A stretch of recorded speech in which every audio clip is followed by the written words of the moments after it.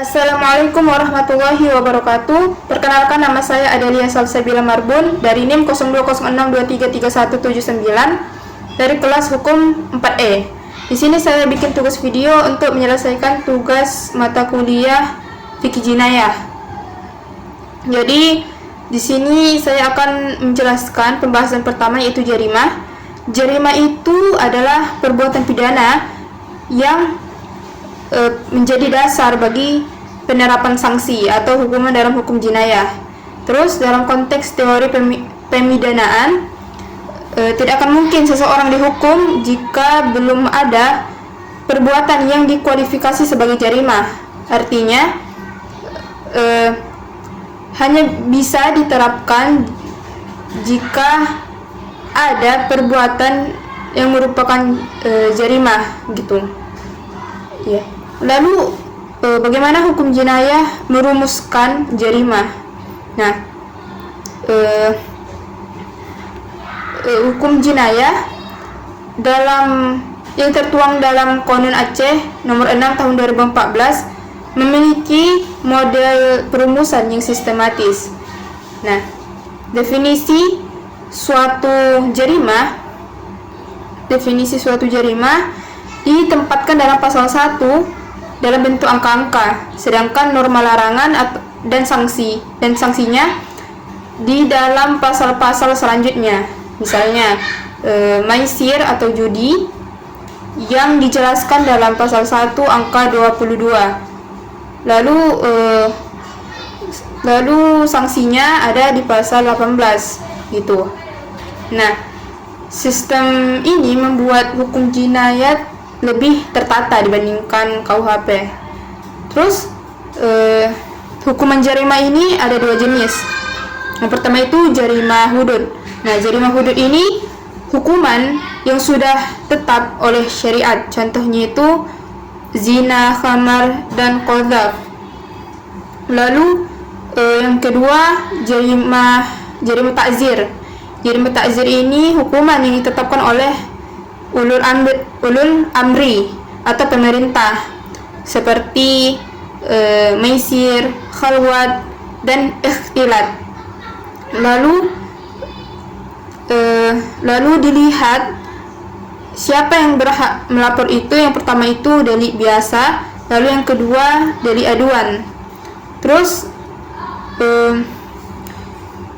ada juga pembagian yang berdasarkan dari segi hubungannya satu sama lain. Contohnya itu jarimah sejenis. Jarimah sejenis itu contohnya minum khamar dengan menjual khamar gitu. Lalu yang kedua jarimah tak sejenis. Jarimah tak sejenis ini seperti khamar dengan zina. Itu kan tidak saling berhubungan langsung gitu.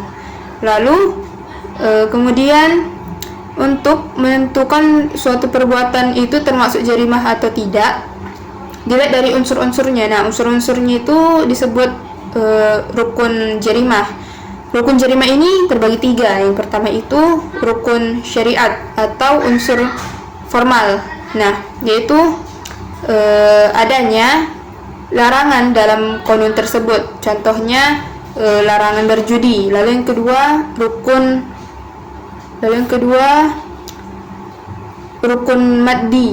Nah, rukun maddi ini atau unsur material yaitu adanya tindakan nyata atau perbuatan yang langsung gitu.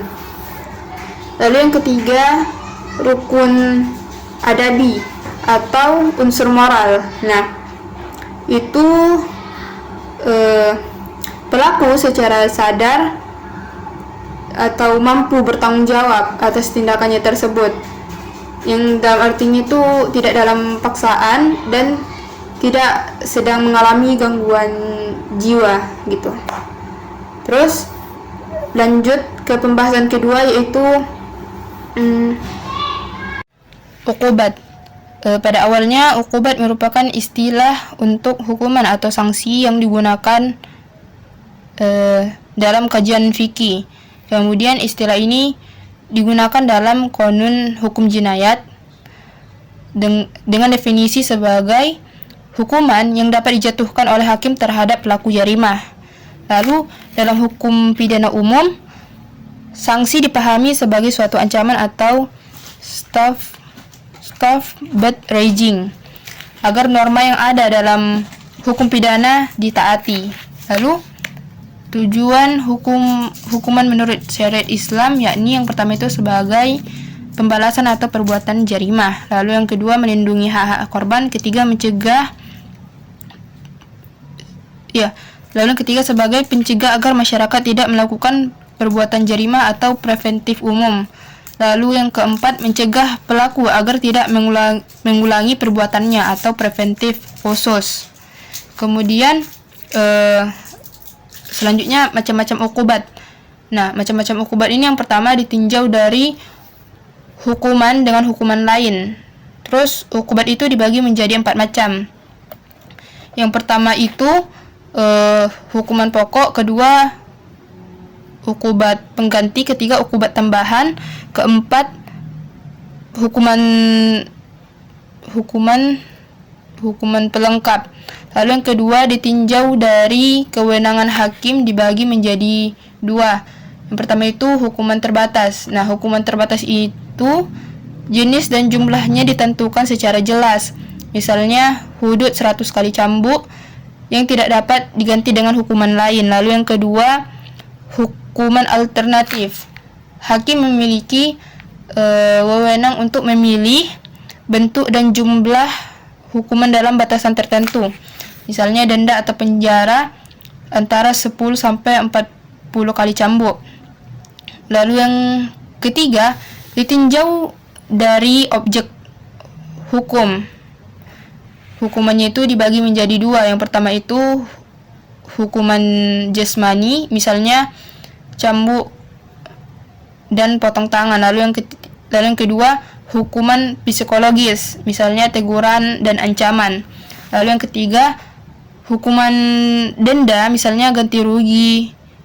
Hukuman benda. Lalu yang ketiga hukuman benda, misalnya ganti rugi, denda dan penyitaan barang. Terus selanjutnya bentuk dan besaran ukubat. Dalam hal ini terdapat 2 aspek yang yaitu jenis, bentuk dan besaran ukubat.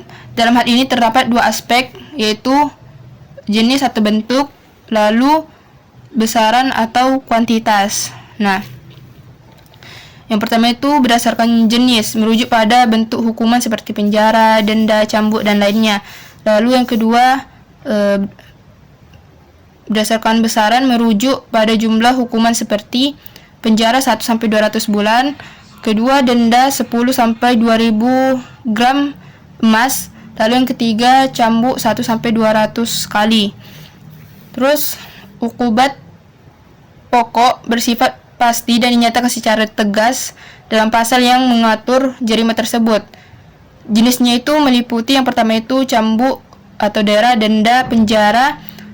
Lalu yang terakhir restitusi atau kompensasi. Dalam jarima takzir, apabila disebutkan lebih dari satu hukuman maka sifatnya alternatif. Artinya